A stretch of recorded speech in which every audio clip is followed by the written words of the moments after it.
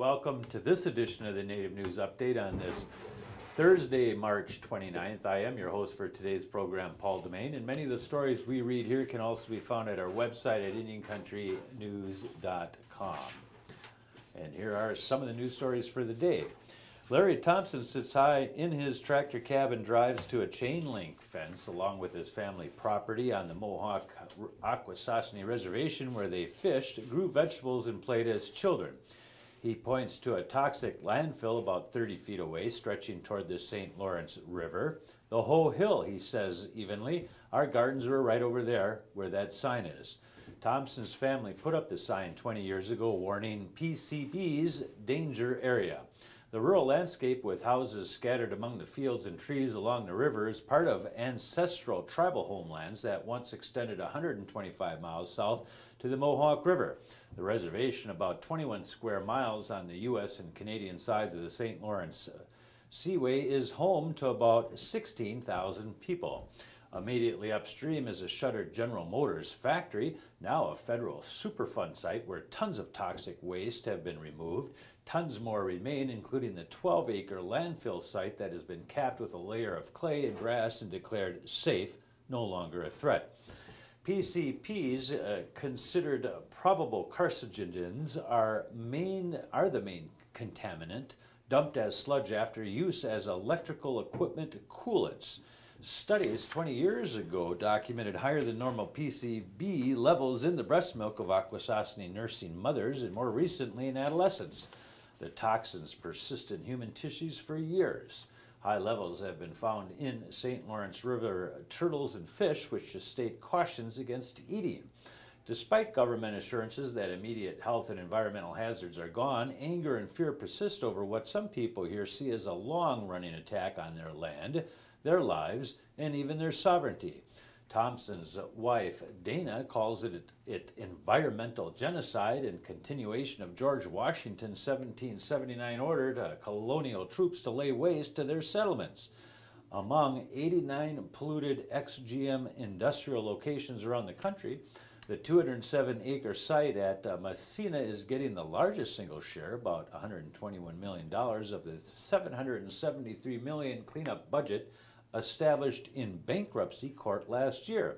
The new post-bankruptcy General Motors is no longer legally liable, but Thompson says the company, which posted 2011 net income of $7.6 billion, should pay for a full cleanup and remove the landfill.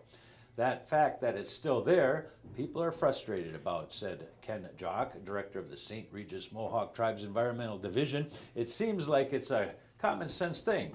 When you dump your waste in the back, you clean up your mess. College students from across the country are foregoing the sun and turf and instead heading to the Cheyenne River Reservation in South Dakota for their spring break. The student volunteers are traveling to South Dakota to help with the nonprofit Cheyenne River Youth Project.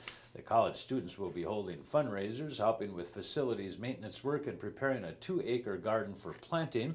In addition, the students are regularly holding college nights to help educate local teenagers about applying for and attending college. This week, the Cheyenne River Youth Project is welcoming volunteer groups from Oberlin College in Oberlin, Ohio, and Northwestern University's Feinberg School of Medicine. Groups from the University of Wisconsin, University of Michigan, and Northern Kentucky University are scheduled to be there and volunteer later this spring. A privately funded museum in Klamath Falls showcasing JeanFavres' lifetime collection of Western art and American Indian artifacts is in danger of closing. The Herald and News reported recently that the Favell Museum's board is looking for a new source of revenue to keep its doors open to the public. Museum officials say a nonprofit foundation was formed after Favell's death in 2001, but since then a leading supporter, window and door manufacturer Dick Wendt, has passed away, and the recession has made fundraising more difficult. The museum currently relies on revenues from admissions, gift shop sales, and its banquet room. The museum features original oil paintings by such artists as Charles M. Russell, as well as about 100,000 American Indian artifacts. The chairman of the Lumbee says he will leave an administrative post vacant after the tribal council twice rejected his nominee for the post.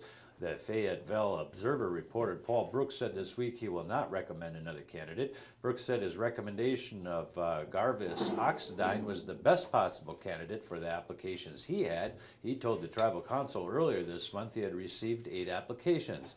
Brooks said there are more important things for the council to consider before the next tribal election. Brooks was elected in November to serve the remaining year of former Chairman Purnell Sweat's term. Brooks could hire an administrator to handle day-to-day operations of the tribe, but he must get council approval. Despite the sharp decline in the state's moose population, the Minnesota Department of Natural Resources said this week it will allow moose hunting season this fall. DNR officials told reporters they expect state licensed hunters will kill about 50 moose during the bulls-only season from September 29th through October 14th. They expect the 3 Ojibwe bands in northeastern Minnesota that harvested 31 moose last year will take about that same number again, maybe fewer.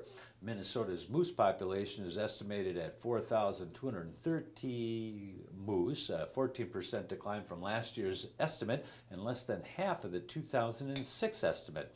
Wildlife managers said the reasons likely include parasites, disease, and warm weather. They said hunting is not to blame because it's so far limited to enough bulls to father the next generation of moose.